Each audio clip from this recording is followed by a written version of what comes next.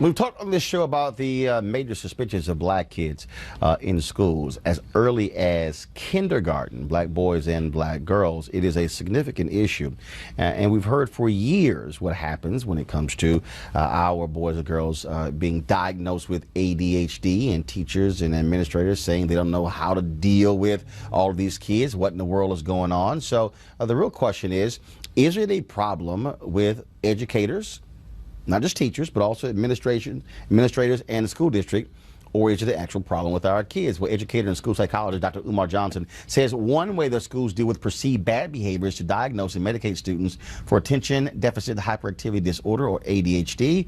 In fact, recent studies show that there's a 70% increase of ADHD identification for black kids. Black boys are diagnosed at a higher rate than any other student. So what in the world is going on? Are our kids the problem? He joins us right now, Umar Johnson, the author of the book, Psychoacademic Holocaust, Special Education and ADHD Wars Against Black Boys. Dr. Johnson, when did this really start? ADHD as a diagnosis came to us in 1980 with the DSM-3. It was ADD. And then in 1987, they added the H. It became ADHD. And when it became ADHD, it opened up a vacuum that allowed for nearly every child to be diagnosed and prescribed medication, because previously it was just attention deficit.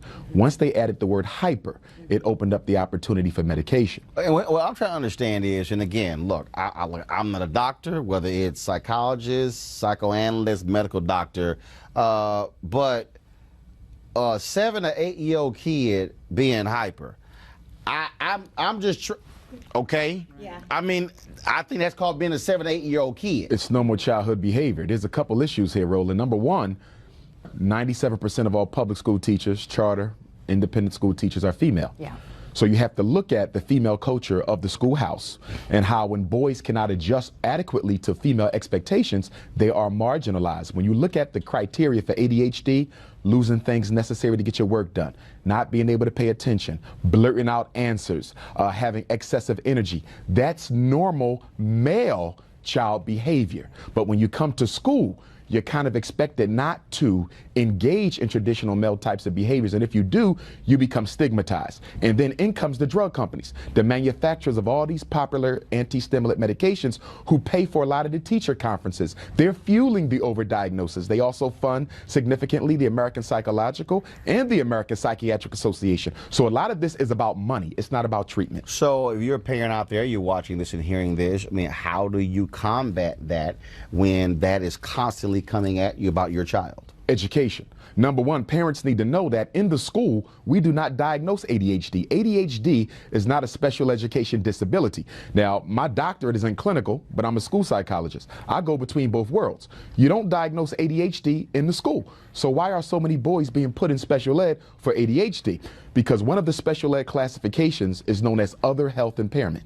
Because psychiatry is a branch of medicine, if you get diagnosed by the doctor with ADHD, if the parent brings the paperwork to school, they can now special educate you. And I have a big problem with that, because ADHD is not a learning disability. So why are all these boys being put in special ed? Because someone outside the school said that they have ADHD.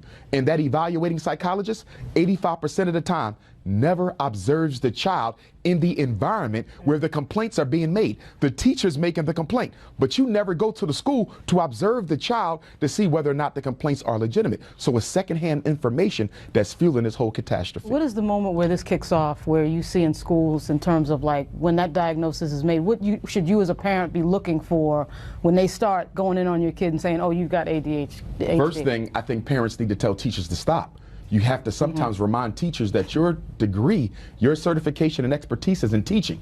It is not in mental health diagnoses. It is illegal for teachers to tell parents their children have ADHD.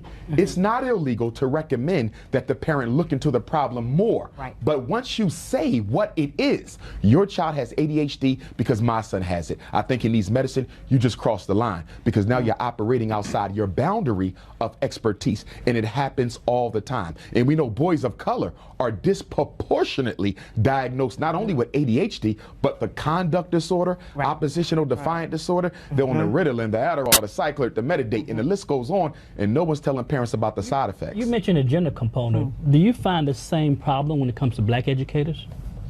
Yes and no. we do have African American teachers who I feel, and I'm also a former school principal, by the way, I've had African American teachers who did struggle with classroom management skill, but by and large, I've seen that the African American teacher, because they understand the cultural milieu of our children, are able to deal with them better than teachers of other backgrounds. Well, I'm a mom of a 6-year-old boy, and I have noticed that in some of the comments, even when he was in an all-black environment and now that he's in a more of an independent school, some of the things have been said about attention. What's the independent school?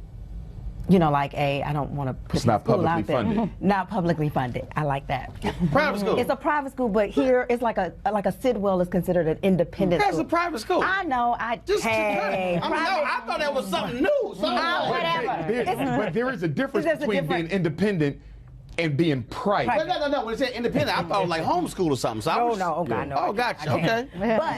But my question would be, what are some of the tools? So again, since he talked about homeschool, I know I don't have the patience or the ability to do that. Plus, I know I'd be harder on him, and I don't want that relationship. But what can the parents do in this regard, knowing that the environment is a different place, and what do we do at home to help them facilitate this? And how do I continue to encourage them? Okay, number one, we got to keep something in mind.